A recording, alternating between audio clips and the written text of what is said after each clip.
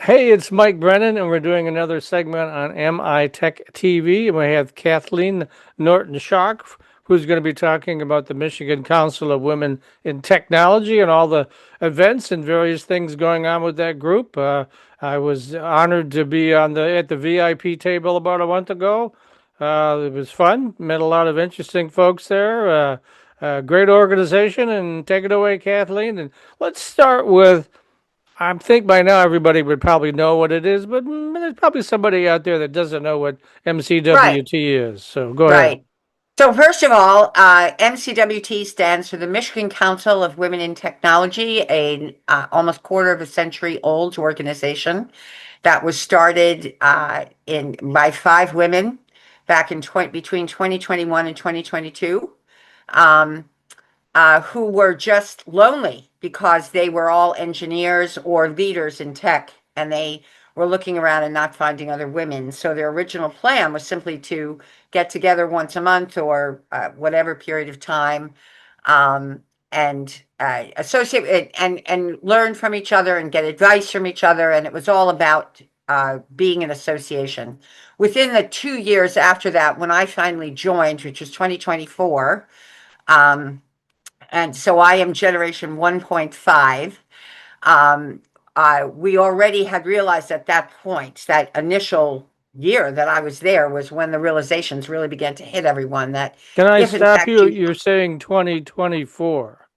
I'm sorry, 2004, Yes. right? Okay. Yeah, 2004. Thank you, Mike. Gosh, time just flies, doesn't it? 2004 was when we really began to understand that where the change needed to occur was much younger than what these women were all in their late 20s and early 30s. I was in my middle 30s, right, when I joined, or actually my late 30s. Um, so that was it, and all of them were leaders in their own right, always in tech. But some would be there were two of the people who founded it who were in marketing. One was leading an entire company. One who became one of my best friends was an engineer. And they pretty much realized very quickly that what needed to happen was there needed to be a change from 5 years old on, right? And that change didn't only occur with the girls that we were trying to deal with, but with their parents, their grandparents, their aunts, their uncles, their teachers, their mentors, people who ran the Girl Scouts, etc. And that began the real blossoming of MCWT. And at one point, when I was vice president of it in my volunteer life, I was very active with my daytime career at that point at CA. Um, but one of the things that we were realizing was that we needed to become, we were already a nonprofit as an association. We wanted to become a nonprofit as a foundation. And that was when the real growth began to happen. We began to do girls' camps. We began to do, to get, and we got a grant from AT&T, who was sponsoring a program called Infinity. And ever since then, our girls' camps during the summer are called Camp Infinity, right? But we did many, many things in that time frame. And almost every program that was created in that time continues to this day. And there has been an incredible amount of growth, not only around those programs, but in terms of the three generations, I would almost call it, or the three groups of people we honestly want to consider our biggest stakeholders in addition to our sponsors. And those stakeholders are, in fact, those who start out what we would call fifth through high school, right? Up until grade 12. So we have a whole series of programs for girls.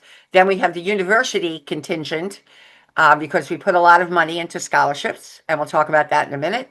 And then finally, we continued to need, our association kept growing and growing and growing as more and more women entered tech, re entered tech, found frustration in tech or joy and challenge in tech. And so we also have an entire adult for mainly for our association members, adult set of programs. When Mike said he was sitting at a VIP table, that was just one of our many, many events, but it happens to be our biggest event of the year in terms of, I guess, excitement and fun. This year it was called the Celestial Ball. We often used to call it for the last 20 years or so the IT Prom. It is a black tie event at which our 150 sponsors typically buy tables, uh, uh, bid on great gifts for their for whomever they want to give that gift to, or for themselves. And we always raise somewhere around $400,000 to $600,000. And we did it again this year in November. This year we called it the Celestial Ball, but it's been called many things over the years. This time, of course, the theme was join us in the STEM stars. Become a STEM star, right? And join us in the heavens of technology. So, thanks for coming, Mike. I think you enjoyed yourself. You also sat with at least one of the people who got our annual award as a leading woman in technology. And in that case, it was one of our five founders. I know, but you sat with one Yes. because the other one, Mantha Chamarthi, was pretty much working the room. Yep.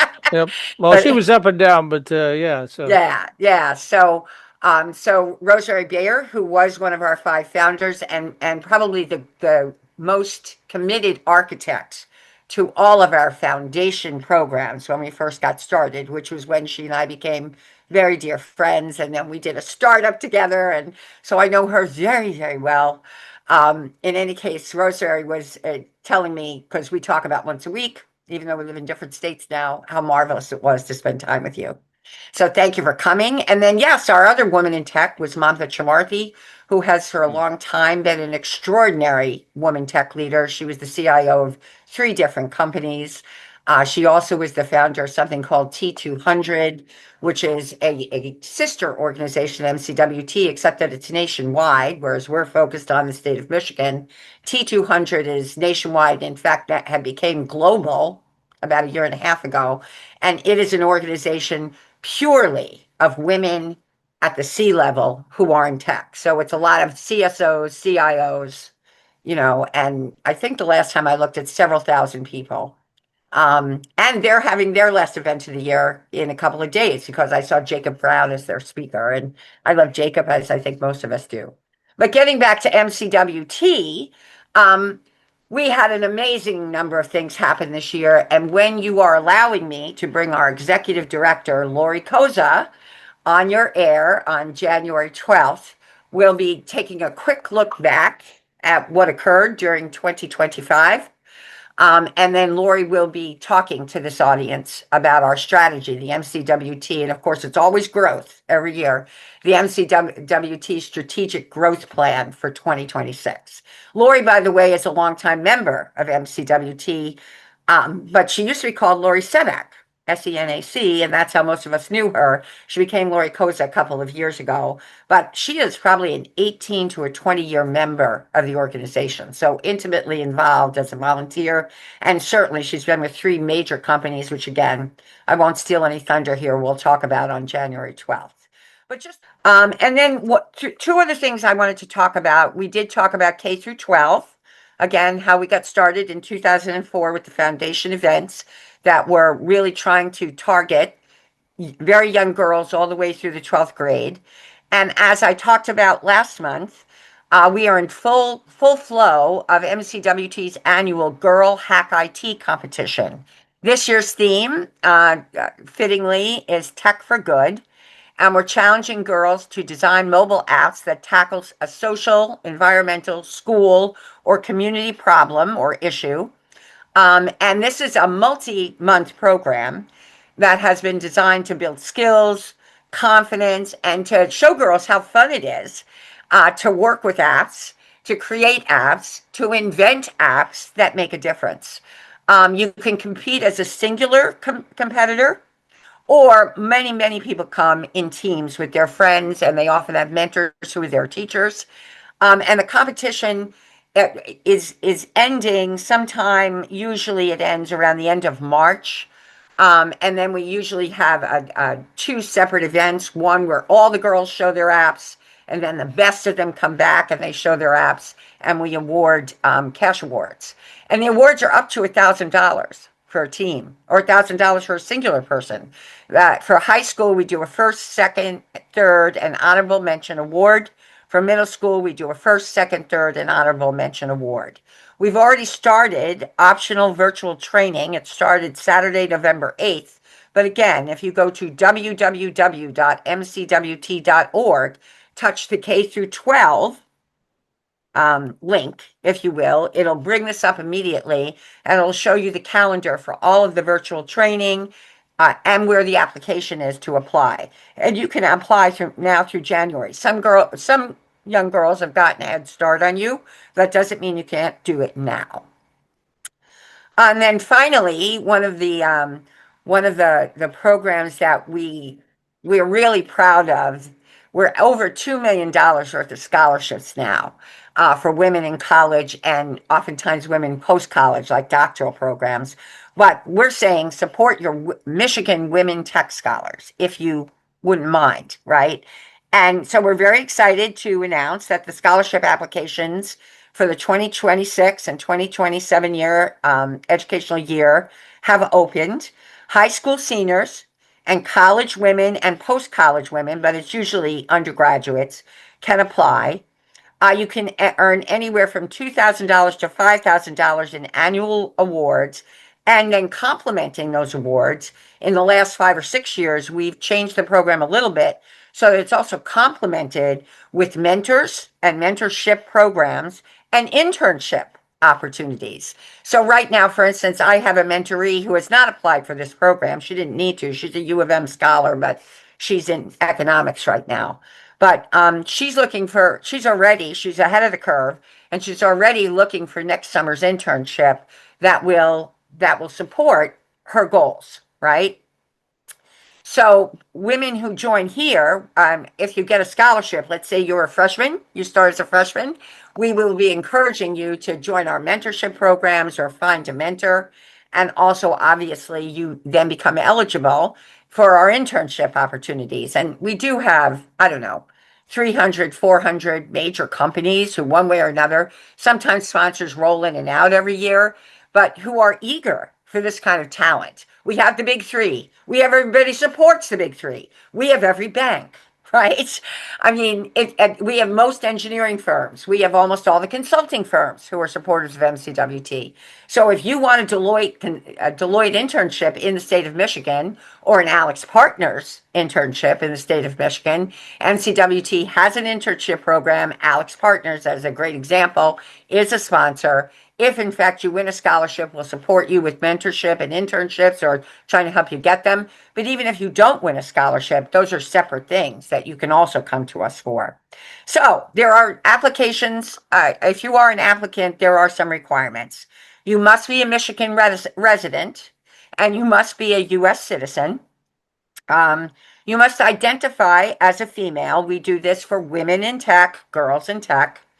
You have to be currently attending or planning to attend and accepted to a Michigan community college, or university. When you get into that university, you will have to maintain a minimum of a 2.75 GPA.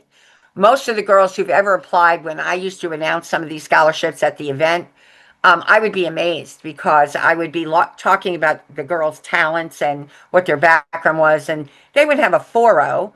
They'd have a 4.3 or a 4.4. When I went to university, I didn't even know you could do that, like get those extra credits. But these are definitely what you would call your overachievers in life. But you do have to maintain a 2.75 GPA, right? If you run into a problem, as long as you keep a 2.75, your scholarship will be good. And most important thing, you have to be in a curriculum that is computer science related. So either for your associate's degree, your bachelor's degree, or your graduate degree, it has to be technology oriented, or you're not going to be eligible for our scholarships. Now, we also have drop-in help sessions to help people apply. The first one of those that is coming up is December 16th at 6:30 at our office in Southfield. The second one is January 13th at 6:30 at our office in Southfield.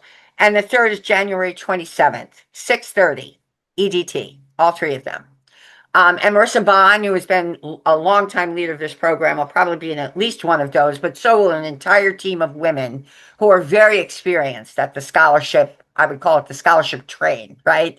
Over the years, they've been evaluating these scholarships. They know what works when you're applying. They've seen thousands of applications, and they come from some of those companies I happen to mention and more. So we encourage all future applicants to start their application now. Application deadline is Saturday, January 31st. You have to be to us by that day, not February 1st. Saturday, January 31st, but you have plenty of time. Today is December 1st. So, and in order to get to that, you go to www.mcwt.org. You go through to the university tab. You hit the tab and it'll be the very first thing there. And then you hit another tab and it'll show you the application and it'll give you lots of advice. It sounds good. Thanks, Kathleen. Once again, Kathleen Norton-Schock of the Michigan Council of Women in Technologies. That's mcwt.org. Thanks. And thank you again, Mike and Matthew, and have very happy holidays.